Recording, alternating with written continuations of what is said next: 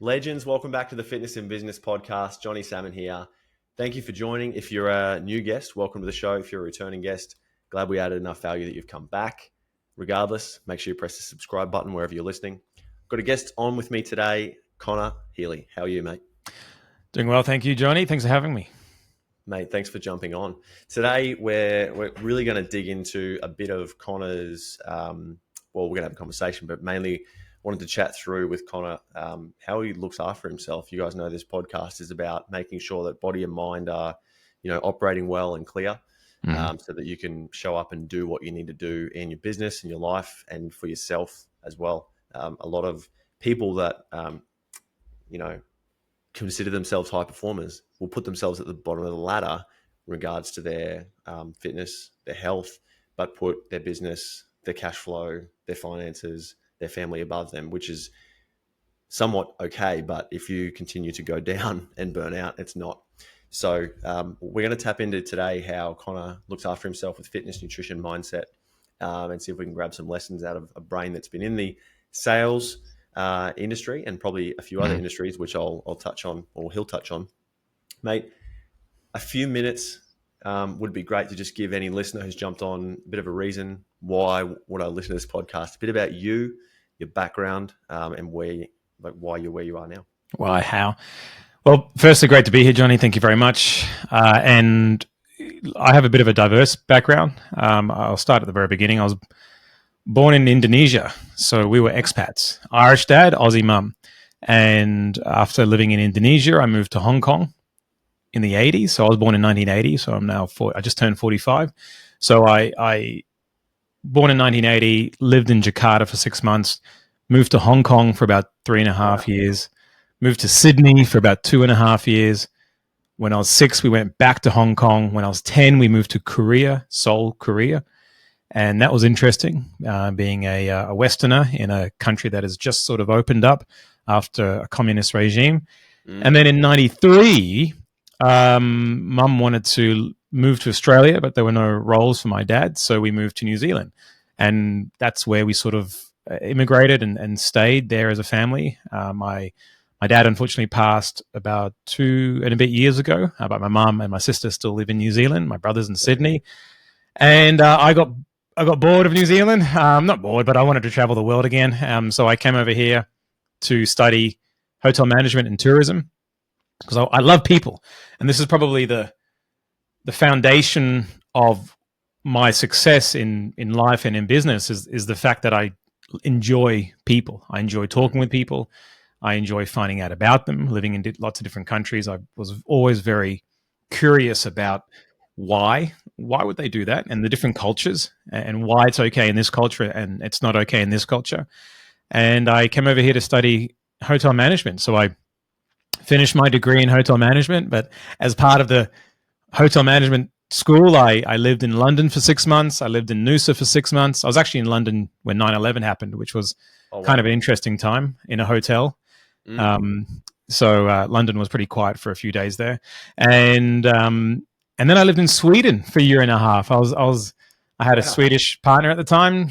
She was from a small town, so I DJ'd and poured pints. And because coming from a hospitality industry, it was the only place who would hire me, because I didn't speak Swedish at the time.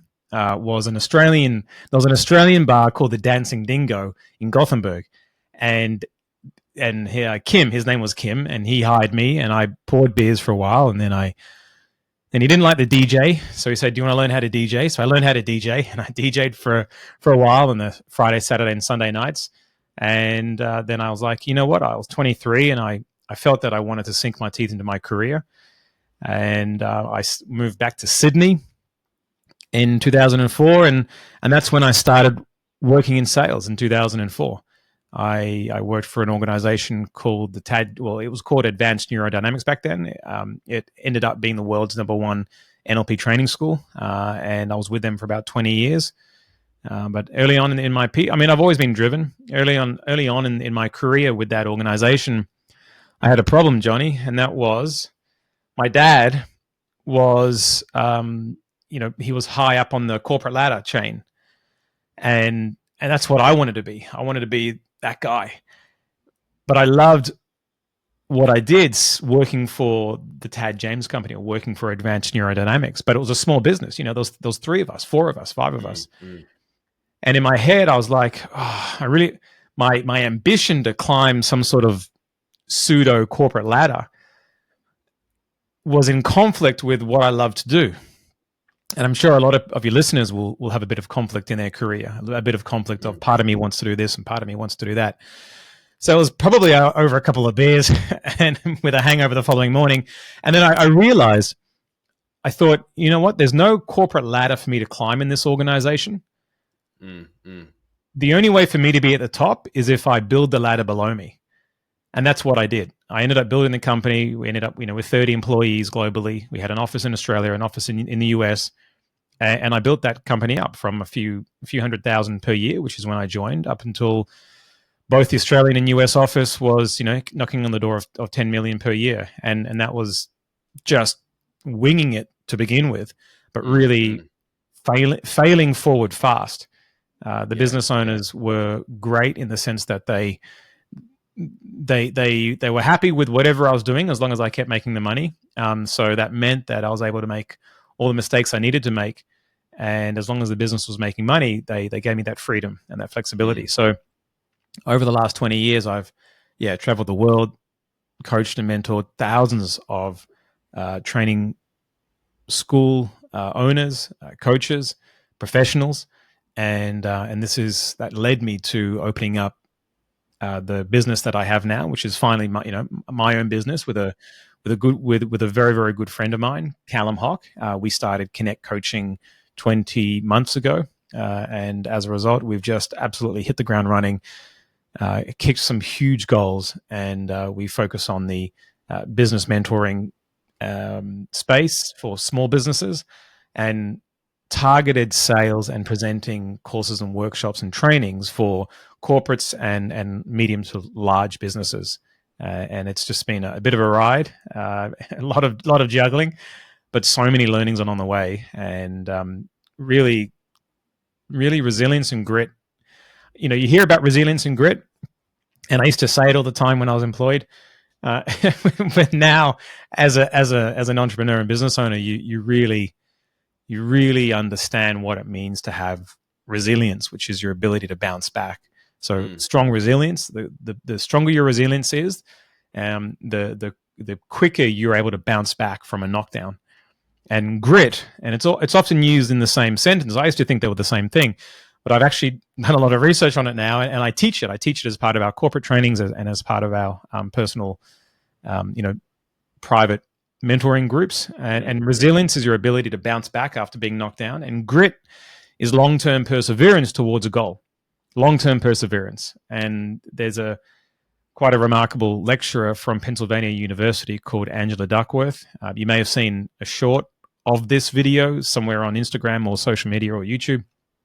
And her and her colleagues did a survey and a scientific study with, quote, successful people in multiple industries. And the one trait that they all had, the one trait all of the successful people had in their industry, from school teachers to military personnel to scientists to, you name it, they would have chosen that industry to study. The one thing in common, it wasn't their looks, it wasn't their dress sense, it wasn't their hair color. It was grit. It was their ability to hang in there for long terms, hang in there for a long period of time towards the goal that they want to achieve, and they didn't waver from that goal. They found new ways to achieve that goal, and that was the one trait that all of the successful people had at that university study. So I think that's cool. Where I'm going with this is, it hasn't been easy, but when you have the right foundations in place, the right ingredients, it certainly helps you get through any time that it may feel like the wind's going against you. That's awesome, man. Thanks for sharing. That's a lot of different places to live. Yeah, and there's especially there's a lot, and it'll either make you or break you. Really, you can either use it as a reason why your life isn't the way that you want it, or you can use it as a reason why. Look, is life ever perfect? Probably never for anyone. But you can focus on what you focus on is what you get, and you can use everything as a reason why you feel successful, or you can use everything as a reason why you don't feel successful, and that is a choice. That is a choice you make every day when you wake up. So I guess there's a lot of layers in there, Johnny. Totally, man. Totally. Yeah. So speaking, and that's a really good frame because that'll lead into so many different parts of our conversation around looking after yourself, having resilience and grit. And thanks for clarifying the differences. I wasn't aware of that. I would have thought that they were synonymous. Is that the right word? Yes. Yeah. Yeah. They're like, but they're actually very different. So it's almost like one's acute and one's chronic. Like that's well, that 100 resilience is like micro in the moment resilience, and grit is macro, longer term. That's so interesting. And when I'm often when I'm goal setting with new clients, I'll break down, try and keep my hands in frame. I'll break down goals like if this is your big outcome that you want. Let's say someone needs to lose 20 kilos of body fat without diminishing their muscle too much, and living a lifestyle where they're in a far too low of a deficit and they're hungry and grumpy all the time. To do that, it can take a significant amount of time sometimes. And if you do it properly, and build in long-term habits. And so they can often get to that first stage or two, the 5 to 10 kilo mark. And I think that's the resilience because they can push. But that's a really good frame for me and for anyone listening, that the grit will get you the 20 or the 30 or for some people it's 50 kilos, man. Some people are carrying around way too much weight. And so I'm just using that as an example of that's a good frame because normally like that long-term goal, but this is the first step we'll get to here. So that's cool. I had a conversation with quite a well-established triathlete, and I would, because I go to the gym. I loved playing basketball and OzTag and doing sports. I have kettlebells and I go for long walks, but running was never really my thing. I was great in the pool, great swimmer, but long distance running was never really my thing.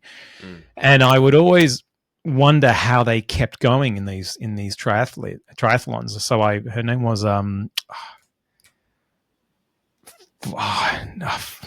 forget her name. Anyway, it's not important.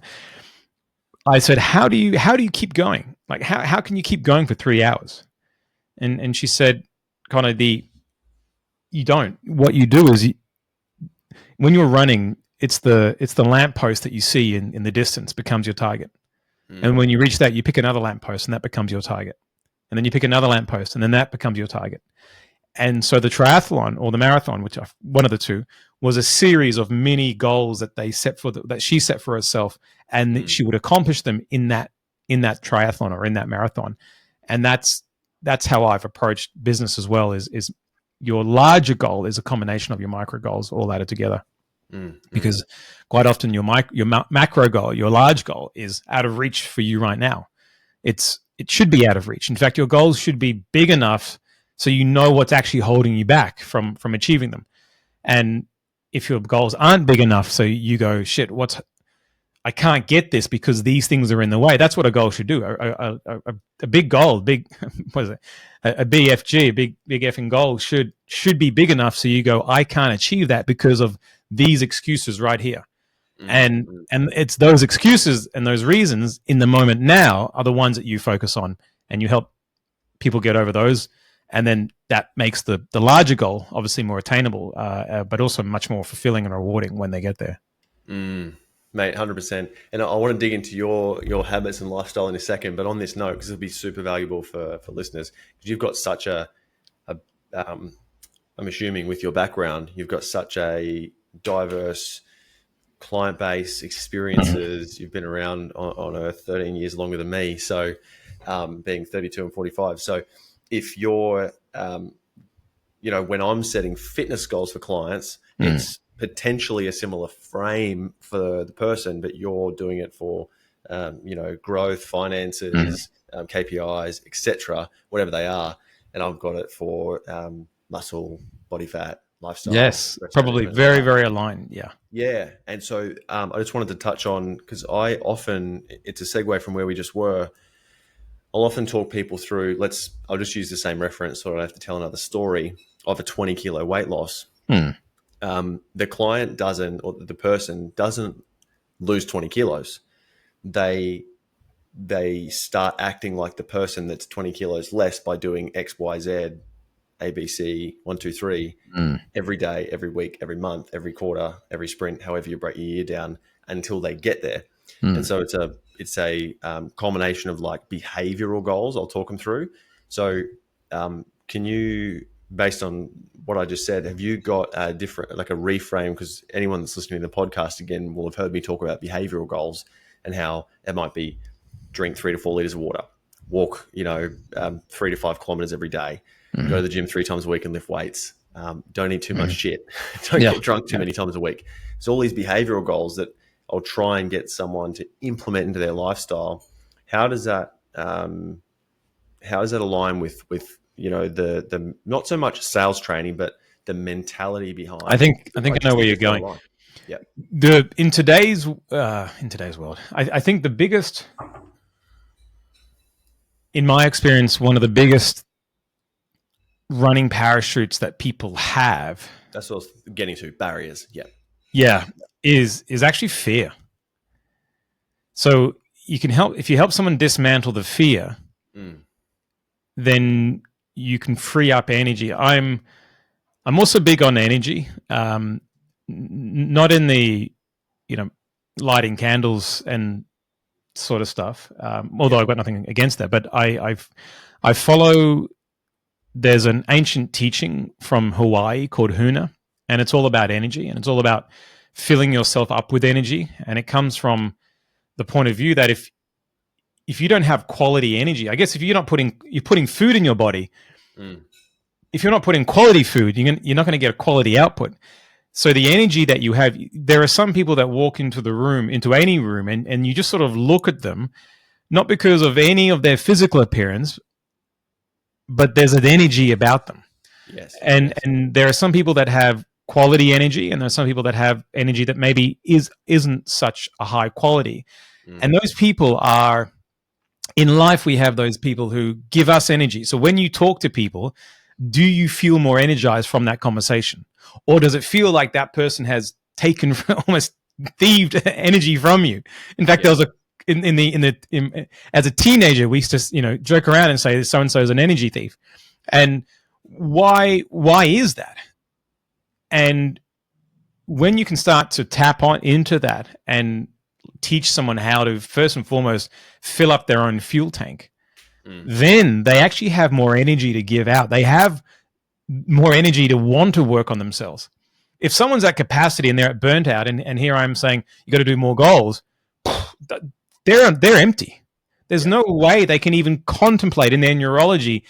They're at capacity. My plate's full. I can't take on any more. How on earth am I going to be able to take on more? So how do people take on more, Johnny? It's like these things, phones. A Nokia from 2008 would not be able to take on the software that an iPhone. I have an iPhone 13, or 12, which is old now. But even an iPhone 12, the apps that we download now, the old Nokias had no chance of even understanding what they are. So as humans, we're the same. We have to upgrade our software in order to take on more. And the first thing that we have to do is to teach people how they can take on more without making them feel like it's going to cost them more in terms of energy. Yes. And if someone doesn't have the energy for it, they're not even going to open up their neurology for they will want it. They will want what's on the other side, but their car is out of petrol. And they're on the side of the road, and they're saying, I want to keep going, but their car is out of petrol. So the first thing that we do is fill up their gas tank. And we do that by using, change tools, in linguistic change tools, reframing, and a number of other techniques as such. Then when their plate starts to clear and they start to have a bit more clarity in their own mind, all of a sudden things can be possible again. And then when we start to have them tap into more energy, which is around us at any given time, then their fuel tank starts to fill up. And that's when they start to see the possibilities again. There's a difference. People who, like, you're in the health and fitness industry, there are people who want to change. I want to change. I want to lose weight, but I'm not really prepared to do anything about it. Mm. So I want to do it. Like, I want to do it, but I just can't be bothered. And I'm sure you'd get that in the health and fitness industry all the time, because people will get motivated at a period of time and then they want to make that change. Mm. But when it actually comes to putting it into action, there are blockages, there are blocks there. And the blocks are either psychological or energy. And more often than not, it starts psychologically, because it could be a whole host of different things that are going on in their mind. But the biggest customer we all have is ourselves. We have to sell ourselves as to why we do what we want to do, even though we don't want to do it. We have to sell ourselves into doing it. And we have to buy ourselves first. I hope that makes sense. That does make sense. Yeah. Yeah, that's really good. And mate, I think for me, and I'd love to get your perspective on this, because I'm sure you have a similar, based on what you just said, I'm sure you have a similar approach with when you're working with, whether it's a person or a team or a business, or even yourself. I mentioned before when we were off air, like the framework that I run all my clients through and educate them on and impart into their world. First one's an action plan.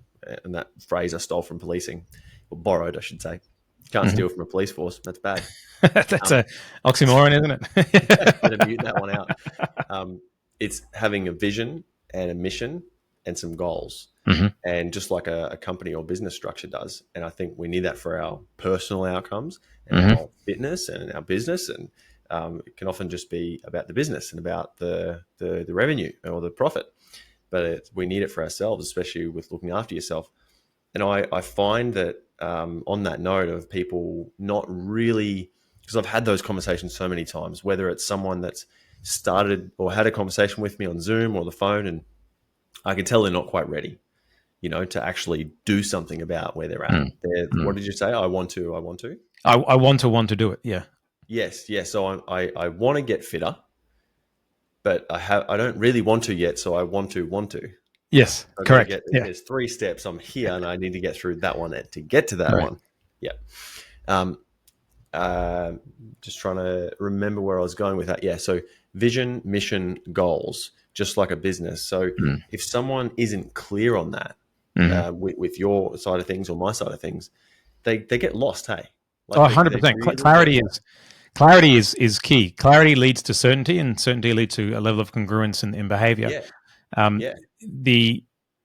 You're bang on. Vision, mission, and values are super important, whether it's with an organization or whether it's with an individual.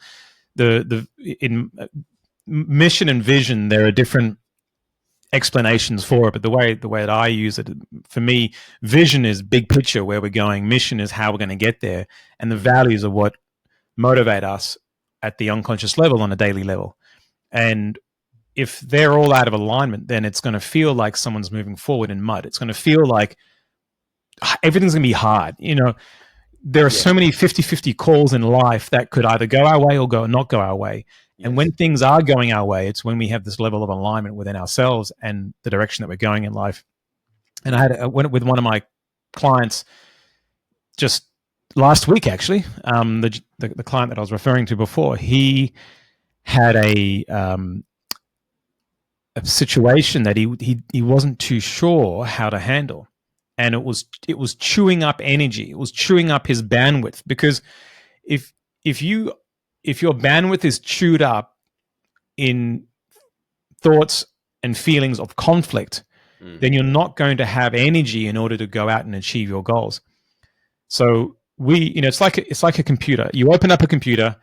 If there are programs running in the background that you're unaware of, and the computer's only running at 50%, you're only going to get 50% out of that computer. But if you get rid of those programs running in the background, bang, your computer's going to be running at 100% again. And this is the value of what we do, is people seek us out because they're running at 50%, they're running at 20%. Maybe they're high achievers and they're running at 70% and they want to go 100. But there are programs running in the background that they come to us for, whether they're conscious of them or not. But what we end up doing is getting rid of those programs and more often than not upgrading their software so that they can take on more. In fact, that's where I was going with that phone metaphor before. But he had this dilemma, and he knew what he wanted to do, but he didn't have the clarity on how he was going to do it, or he didn't have a good enough reason within himself as to why he should do it, because it will ruffle feathers in his industry. But he knew he needed to do it, but he didn't have the clarity that it's okay to do it. So when I spoke to him, I said, his name is Brett. I said, Brett, you're working with me because you want to triple your income in the next 12 months for your organization. He says, yes. I said, in order to do that, you're going to have to be clear with your boundaries, and you're going to have to be clear with your communication. If that means ruffling a few feathers along the way, it means that it's ruffling a few feathers along the way. But we're not ruffling a few feathers along the way because we're assholes. Because we're a-holes. Why are we doing it, Brett? And he said, I don't know. I said, remember the vision, mission, and values that we created? He said, 100%. I said, are you operating out of integrity with your vision if you're not standing up for what you believe right now within the industry? He said, no, I'm acting out of integrity of my own mission, my own vision, my own values. I said, okay, so you're clear now that you need to make this decision. You can't be big and play small. You can't be big and play small at the same time. So this is one of those moments where you have a choice. You have a choice to go forward, or you have a choice to stay where you are. And then he said, amazing, this is perfect. Now can you help me compile this email that I need to write? And then it was solution based. But he had that clarity. As soon as he had that, I could have said, hey, Brett, no, we should write this. But he still would have felt a level of conflict within him because he didn't have that clarity within himself whether he's making the right decision. He knew he was consciously, but unconsciously there was a conflict. Yes. And he hadn't resolved that. When he resolved it, all of his energy was able to pour into solution mode. When you're moving forward trying to do solution mode, but you still have someone pulling you back here, like on a bungee cord, it makes it very difficult to create success in the direction that you want to go in, because you're not able to put all of your eggs in the basket of moving forward, because there's a couple still left over here that you haven't resolved, and you're still running that conflict within yourself. Yeah, and wow. I think that's the mission, vision, mission, and values and goals resonate with me 100%, and I love that you include them in your sessions. Mate, thanks for sharing that. It's really good. I think from what I can understand for myself, linking back to earlier, when you might have a conversation with a potential client, right? Like a phone call, Zoom call, whatever it is, or some messages, and you can tell they're not keen to talk about, like, and I'll give you a real life example.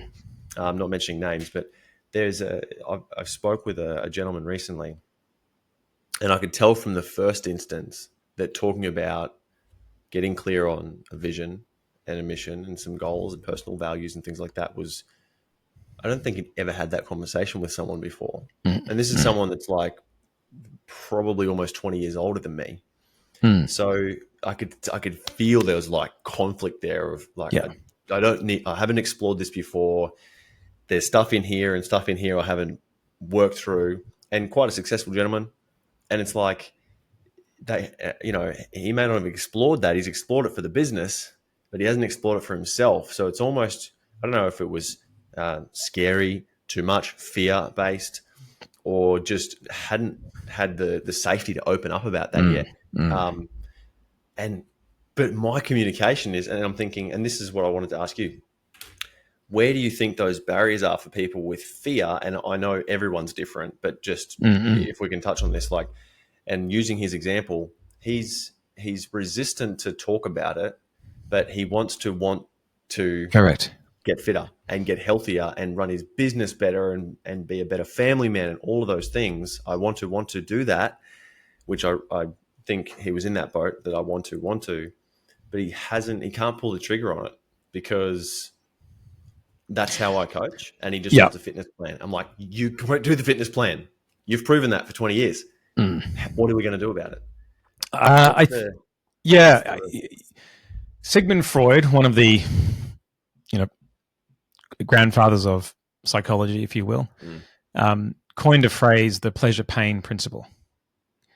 And in his work, he shares that people will more actively avoid pain than to seek out pleasure. And in everyday language, it's sort of, are you motivated by the carrot or are you motivated by the stick? And in society that we live in, whether it's good, bad, it doesn't matter. Most people are motivated by the stick. Most people only take action when things get bad.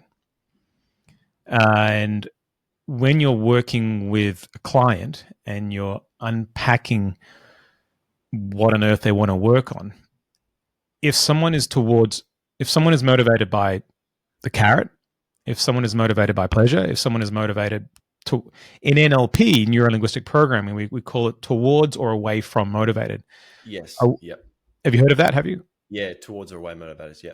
Perfect. So in the onboarding, I go the away from. I say, how bad do things have to get before you take action? Because sitting here having a nice conversation is not going to change anything in your life. In 5 years' time, do you want to be having the same conversation with me in 5 years' time? Or would you rather have a conversation with me and I'm sharing the moment with you because you've been able to achieve your goals because you've actually taken action? And if you don't take action now, how bad will it get in 5 years' time? Where do you see yourself in 5 years' time if you don't change the pathway that you're on? So it's creating almost a future vision of a downward spiral if that trajectory continues. Taking them down the low road, unfortunately. And I used to be against it. I used to be against taking someone down the low road. But then I realized, hang on, if someone is just not taking action, and it doesn't matter how good I make their future look, feel, and make sense to them, if they're not taking action and but they tell me that they want it, they want to do it. They keep telling me they want it, but they're not pulling the trigger. Then that for me tells me that is an away from motivated person in that area of their life. I'm not saying the entire area of their life. I guarantee the client that you were talking about in health and fitness, it's away from motivated. But in business, it sounds like he's very towards motivated. I'm gonna crush those goals.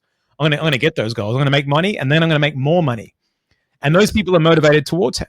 And in health and fitness, you have people who love health and fitness, and they get 6 abs, and they're not happy. They get 8, or they have a body fat percentage of 20, and that's not good enough. They want it to be 10, and they're towards motivated to achieve it.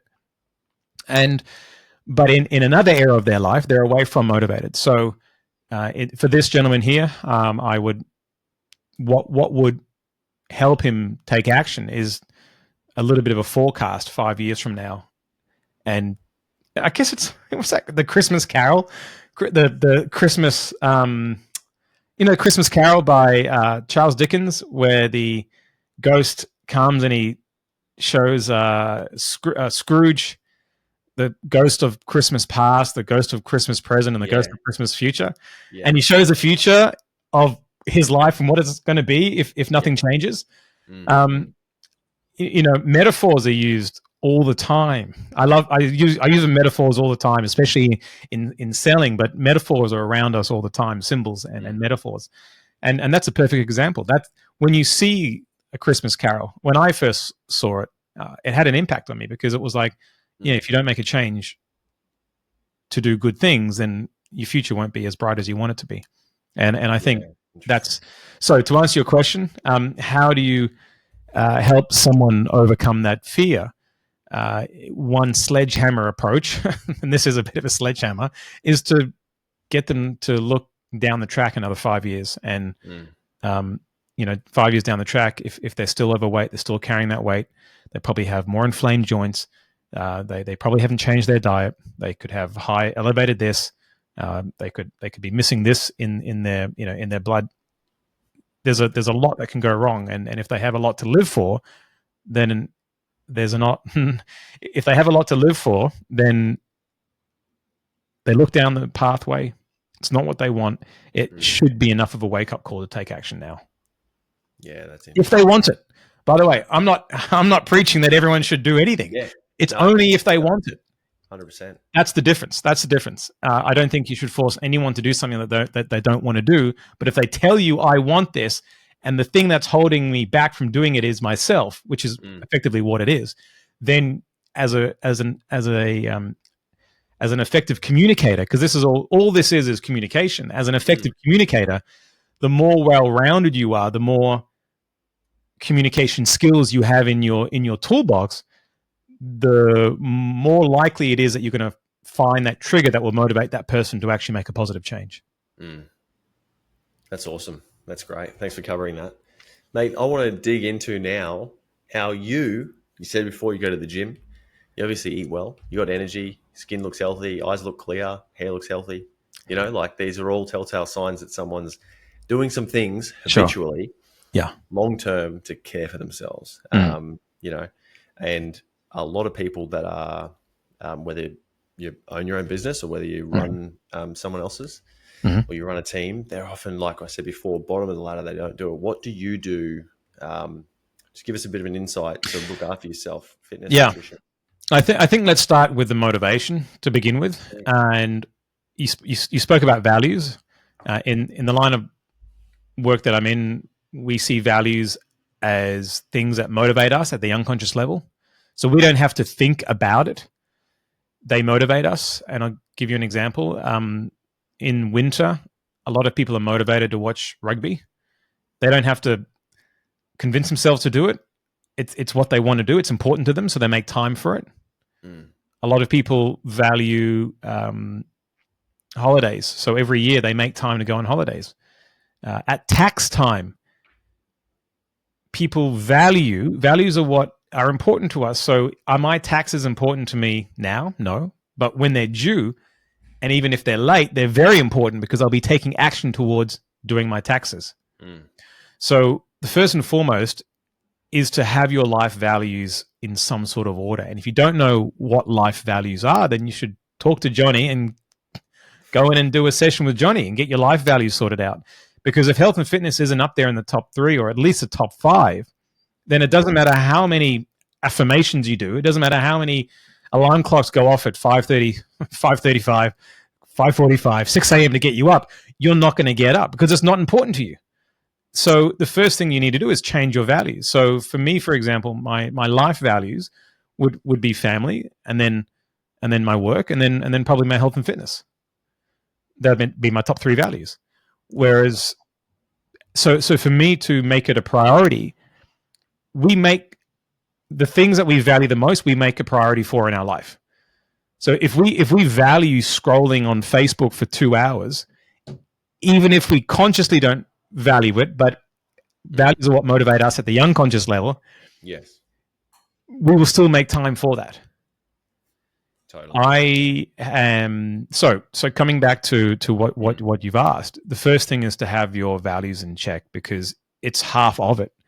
It's like a magnet that will help you move without you needing to put that much extra energy into making it happen. Yeah. So first, have your values sorted out. Secondly, just keep consistent. And you don't have to do a lot. I mean, I said before, I'm 45. I don't actually go to the gym. What I do is I go for walks most nights, half an hour walk, and I go for a walk with my wife and or a couple of my kids. I've got 3 kids, 7, 9, and 11, and I make it a priority. So at least 5 to 6 nights a week, I'm out there walking with my members of my family, and that's important to me. And at home here, I've got a little chin-up bar and some kettlebells, and that's all I do. I've self-learned. I've looked online and looked at kettlebell workouts, and I've just done them. But again, it's important for me enough so that I will do a home workout versus, see, being social and going out is not important to me. I said family, work, and my health and fitness are my top three values. Going out, getting pissed with my mates is not a high value of mine. So I don't seek that out. I don't have any and this is not because I'm in my 40s. As soon as I started having kids, my values changed, and I would rather spend that time at home than go out and have 6 beers with a few mates twice a week or even once a week. I mean, I live quite a simple life, but I'm happy. I don't seek a lot of external validation in what I do because I'm filled up on the inside. So important. So important. And your values help you get filled up on the inside. And have you heard that metaphor with that professor at the university, and he gets a jar and he has different objects on the table? Yeah, 100%. Yep. That rings true. So for your listeners who haven't heard it, there's a professor at a university and he has a glass jar, and he puts big rocks in the glass jar and fills up the glass jar with big rocks, rocks that are the size of a fist. And he asked the students, "Is this jar full?" And a few students put up their hand and said, "Yes, it's full." Then he started to put in small pebbles into the glass jar, and the small pebbles started to fill the holes that were left by the big rocks, in between the big rocks. Then he asked the students, "Is this jar full?" And a few more students put up their hand. Then he got some sand, and he started to pour the sand into the glass jar, and the sand filled up the spaces in between the small rocks. So the big rocks filled up the jar, the pebbles filled up the spaces between the big rocks, and then the sand filled up the spaces in between the pebbles. And then he asked his students, "Is this jar full?" And more students put up their hand. And then he poured water into the jar. And then the water filled up every single air pocket in between the sand. And that's when he said, "This jar is now full. And this jar represents your life. And the big rocks are the most important things in your life. This is your family, your health, anything that is important to you in your life. The pebbles are the things that are less important, like your social circles. Your social circles are important, but going out there and your hobbies and your interests and things like that. And the sand are the things that are less important, and the water are things that are barely important at all. And the jar represents your life. If you don't fill up your jar with the things that are most important, if he didn't put those big rocks in that jar first, then there's no way he would have been able to fit anything else around it. So that metaphor rings true. So find out what your values are, align them, work with a coach, work with Johnny, and make sure you take action on your values, because it will fill you up on the inside. It will give you energy, and you won't feel the need to seek external whatever it is in order to fill you up. And therefore, you'll stop actively seeking those things. You'll stop actively seeking the pebbles, the sand, and the water in order to make you feel good. That is a great response to how do you look after yourself. That's awesome. Because a lot of the time, and not this is an incorrect answer, I'll get, well, I do a push-pull leg session every week. I eat this many calories. And that's great. They're habitual things, but it's like, where does that start from? Where does it start from? That's the macro. So where does it even start from? How do I have the motivation to even want to look after myself for more than a week? Yes. How do I keep going? How is it a lifestyle choice as opposed to a seasonal choice? Totally. That's great, mate. Thanks for sharing that. And nutrition-wise, you obviously. Oh, look. Like, do you I'm lucky. I'll be honest. I have had luck. My wife is a nutritionist and awesome. And a naturopath, so that's ingrained in us. A naturopath wife as well. So brilliant. So it's look, but even before Mandy, I certainly have a better diet now, but I've always been big on just minimizing the crap, really. If I'm going to drink, rarely do I drink beer. I love it. In the summer, I drink more of it. But if I'm going to drink, I'll probably lean towards your vodkas because I know they're better for me. But I do love going to the pub from time to time, or if we're out having a long lunch, having beers in the sun is just such a nice feeling. But it's discipline, right? And I don't need it. I do it because I want it. So when I am out, I don't sit there going, oh, I need a beer. It's I want a beer. And food wise, we sort of have a little rule of thumb most of the time. Yeah. And that rule of thumb is if you can't kill it or grill it. If you don't kill it or grill it, don't eat it. So it's basically, I mean, it's plain and simple. It's fresh meats, fresh fruit and veg, and rice, and and we don't overdo anything. But 2 nights a week we'll have nothing but meat on the barbecue and a salad. And then I'll cook a spaghetti bolognese, which we love. I'm gluten free. One of my kids is celiac, so we have gluten free noodles, and I cook spaghetti bolognese in the pressure cooker, and it's great. We'll have tacos from time to time. We'll have then we'll have a soup, like a nice clear chicken soup. Breakfast every day. I have 2 eggs on rice cakes with a bit of mayonnaise. That's so nice. It's scrambled eggs, poached eggs, boiled eggs, any sort of eggs. But we haven't had cereal. I haven't had cereal in the house. Not that there's anything wrong with cereal, just we haven't had it. We haven't had cereal forever. We're very much everyone has eggs in the morning. Kids have gluten-free toast, and lunch,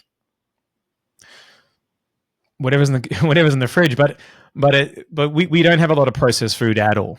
So processed foods are out. Like we have chips and we're not strict. We have potato chips in the cupboard, and we love potato chips, but we'll have them like twice a week. The kids will have a muesli bar at school, but for lunch they'll have a salad. Like today, I made them a little. We call it pick a box. It's a little lunch box with green salad, tomato, cucumber, and we had lamb shanks last night. So some of the lamb shanks put on top. The kids love it. Yeah, and that's simple. So if you can't kill it or grill it, don't eat it, as a rule of thumb. For sure. Mate, sounds like you shop on the outside 3 things of the, Woolworths or Coles only, like none of the aisles. That's what I often tell people. Just that's a really good. Yeah. Don't go down the aisles. Like you pretty much don't need to unless you're buying vinegar or bloody cooking stuff. Like And I've cut coffee out of my. I drank a lot of coffee. I didn't drink a lot. I just drank it for a long time. And by the way, I'm not saying everyone should do this, but one thing that I've noticed is that I love coffee. I still love the flavor of coffee, and I used to have two long blacks a day. And about 4 or 5 months ago, maybe 6 months ago, I ran out of coffee, and my coffee machine, my Smeg coffee machine, broke, and I had to get fixed. And I just didn't drink coffee for a week, and I had a headache. In the first couple of days, I had a headache, but then I found I didn't have the spikes. I used to get a lot of spikes, and coffee used to be my go-to. If I was feeling a little bit tired because of a poor night's sleep, I would always reach for, I gotta have a coffee. And I became dependent on coffee, and it's quite bizarre. I had this like codependent relationship with coffee. I stopped drinking it, and now I don't have the highs like the coffee buzz used to give me, but I certainly don't have the lows, and I have this nice even flow of energy. And I need it because like yesterday, I live in Batemans Bay, which is South Coast, New South Wales. We have a major client in Canberra, which is a 2 to 2.5 hour drive away. So yesterday I was up at 5:30, left the house at like 6:10, drove to Canberra for 2.5 hours, trained for 9 hours. I taught a presentation training called Presenting with Impact, then drove home for 2.5 hours, and I still had energy. Whereas before, I would have been absolutely wiped, and I would have felt, I need a coffee, and that would have been the solution. So coffee for me used to be a quick fix solution instead of actually fixing the bigger problem, which was my sleep and my nutrition. Yeah, the fundamental. Anyway, my 2 cents. No, that's great. That's like, it sounds, I've probably said very similar words in a different podcast of mine. Like I did 18 months without coffee a couple of years ago. I drink it now. I definitely have one every day. And if I'm doing exercise, I'll have a second one just about 30 minutes before training. But, on a Sunday, if I don't need it, I won't have a second one. Yeah, and the weekends I actually Yeah. for me it became a quick fix to a bigger problem. Mm. And so for me personally, it was good in the moment, but short term gains, long term loss type of thing. For sure. And my dad was type 2 diabetes. So I guess if I'm not careful, that's probably I'm susceptible to it as such. And so for me, I drink I've just green tea. The matcha green tea, that Japanese green tea. So a combination of matcha green tea and regular green tea. Anyway. Yeah, that's great. Mate, what you're my just thoughts talking on about that. then is Hey? on a longer note, what I often refer to people, and if you're watching this podcast in like a succession, we probably talked about it in the last one. I held a pen up and did a similar thing, but this is in a different frame. But if that's like your consistent energy and how you want to operate and just be a really consistent person, so many people will use coffee, drugs, alcohol, whatever it is to, go up, and then they have the big crashes and they come down, and then they'll, and that can be from emotion, that can be from stimulants, that can be from life impacts, whatever it is. But they ride these huge waves. And so I'll literally draw this with an iPad and just say, and I'm sharing this in case you're someone that's listening that's like, that's me. I'm like running on coffee. I'm not sleeping. I'm using illicit drugs, or I'm using alcohol. I'm dependent on some of these things. And we're trying to get these waves back. I call it like playing in a line. We're trying to get closer, so the ups aren't as up and the downs aren't as down. And you're trying to get more consistent, because that's like when you said you have big days. Some of my days are really long as well. And I feel similar and this isn't from an ego perspective. Connor and I aren't saying this from like we're awesome. It's like, you can do this too. You don't have to live like, you can actually get way more consistent and aligned with your values and not have those massive crashes and those massive highs. And it's awesome, isn't it? Like, it's genuinely awesome when you can just be really consistent. Yeah, the consistency kicked in a lot, and it helped regulate my emotions. Stuff happens that's gonna push you up against your boundaries. Sure. And when that happens, emotions come out, just how we're wired. There's no right or wrong. However, the magnitude of that emotion, I have found, has the less I drink alcohol, and certainly the less coffee I have, the less of a spike of emotion. So if someone, I'm just using this as an example, if someone cuts me off in the traffic while I'm driving, do I blow my lid off, or am I like, oh, what a tool, and then I carry on my day, and it doesn't have a significant emotional impact on me? If I have a disagreement with someone, maybe even a family member that's close, it's very easy to get plugged in emotionally to that. Whereas if you don't have those stimulants, the severity of that emotion isn't as high. And in business, I mean, some weeks are great and some weeks are just fucking hard. And then the doubts and the self-talk starts to creep in. And then you have to choose to get rid of those doubts and choose to, squash that self-talk where those doubts pop in and they're like, oh, are you sure you want to do this? And all that sort of the internal chatter. You have to choose you have to be resourceful enough to get rid of that. Yes. So how do you get more resourceful? You take out the things in your life that are going to make you unresourceful. Simple. And for me, coffee and alcohol are two things that, if I have a lot of them, make me unresourceful, makes me lessens my ability to handle life. Stuff. Yeah, for sure. Yeah, like there's a phrase someone said to me years ago, and I resonate with it. It's like, it's not what shit will happen in business, it's when the shit happens. Yeah. Because it's coming. It's always going to come. And there's another similar one. Problems don't happen to us; they happen for us.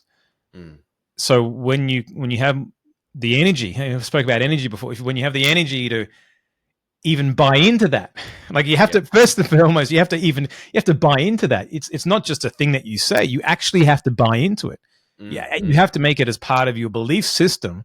That when shit happens, you make the decision to think, this shit is happening for me. Not this shit isn't happening to me, it's happening for me. I wouldn't be this shit wouldn't be happening to me right now unless I wanted what was on the other side. So many people go through life and they're like, oh, it got too hard. It wasn't meant to be. Bullshit. If you wanted what was on the other side, the reason why if that event or that problem even came up was because you were heading in that direction to get what was on the other side. Yeah. So if you use if you use the get out of jail card, like, oh, it wasn't meant to be, you didn't want what was on the other side enough. For sure. Mate, I try and, yeah, thanks for sharing that. That's really valuable. In a completely different way, in a similar way, but a different frame, I've explained specifically fitness goals like this with someone. When I go at the moment to Woolworths to do my grocery shopping and I grab things around the 3 outside walls, not so much the aisles. Yeah. Let's say my grocery budget is X dollars. I'm going to put some things in my basket, take my list, and then double tap and pay. And there's a challenge that's presented when I want to take the groceries out of the store, and it's that it costs $97.68. And I know that I've got it's a $150 budget to buy X amount of stuff. Then I know it's within the budget. So there's no challenge because I can solve the problem with the money that's been allocated. When I have a challenge, whether it's finance or business, which I'm sure you coach more, but my genius is fitness and nutrition and mindset. Your probably mindset as well, I'm assuming a lot of. So the challenges that get presented, it's that you didn't have $98.63, or you didn't know where to find it. Because that would be my challenge at Woolworths if I didn't have the budget to buy the stuff. Like I couldn't take the stuff with me. So what I'm getting at is the challenges in fitness you think are, I don't know what to do. I don't know what to eat. I don't know what exercises to do. It hurts when I walk, et cetera, et cetera, et cetera.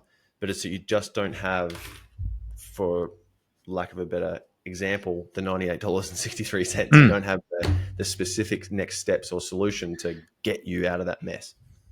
I use the same metaphor all the time. Similar people, you'll find reasons to do what you want or find reasons to do what you don't want. Plain and simple.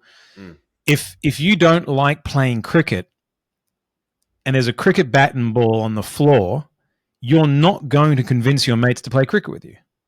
Yeah. You just won't. You look at the cricket bat, you won't even register the cricket bat. It will be unconscious to you. You'll walk past it. But if you like cricket, you'll pick up that cricket bat and convince your mates in order to play cricket with you. That's good. Yeah. So you have to learn what's the presupposition here? You have to know how to play cricket in the first place. When I moved to Australia in 2000, after living in Sweden, I grew up in New Zealand, not a Kiwi as such, but lived there for my teenage years, and I still support the All Blacks. But when I moved to Sydney in 2004, I had no Aussie rules, was like foreign. I didn't have any care factor for it. I didn't even want to know about it. I thought, no, all I want to do is watch rugby union and rugby league. I was living in Sydney. All of a sudden, Sydney Swans started to play well, and I had a team to support. And I got into it. And then I learned the rules of AFL. I'm like, fuck, there's some... geez, the shit that these guys do is fucking unbelievable. But I would watch it, but I would never appreciate it. But now, after learning about it, I appreciated it. So now I know the rules. I follow the sport. And then all of a sudden, I'm now picking up a ball and kicking it like an AFL player. How? Why? And now I have a team to support. I'm more passionate about it than I ever have been because I've invested time in order to learn about the sport. So when someone knows what to do, they'll do more of it. When I learned how AFL works, the teams that were involved, the players' names, the drama that went on off the field, which made the on-field game more interesting, I bought into it. And I made it more important in my life to watch a game. I would watch an AFL game over a league game all of a sudden because I understood it and I bought into it. Yeah, that's so with health and fitness, it's exactly the same. Once that education level is there and they buy into the fact of who and what they want to be or who they don't want to be unless they change, that's when you will have someone change the trajectory of of their life from a health and fitness point of view. And it's no different from business or health and fitness for that matter. Wow, that's great, mate. That's awesome.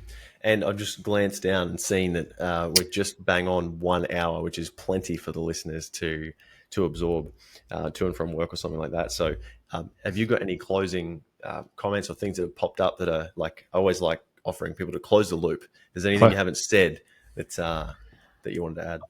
Oh, I don't know. I guess in the vein of personal improvement,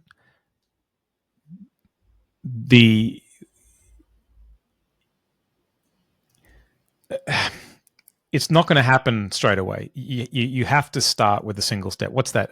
Every journey starts with a single step, and it may feel hard, and you're out of your comfort zone. Yes, here is my clothing. Here is my clothing.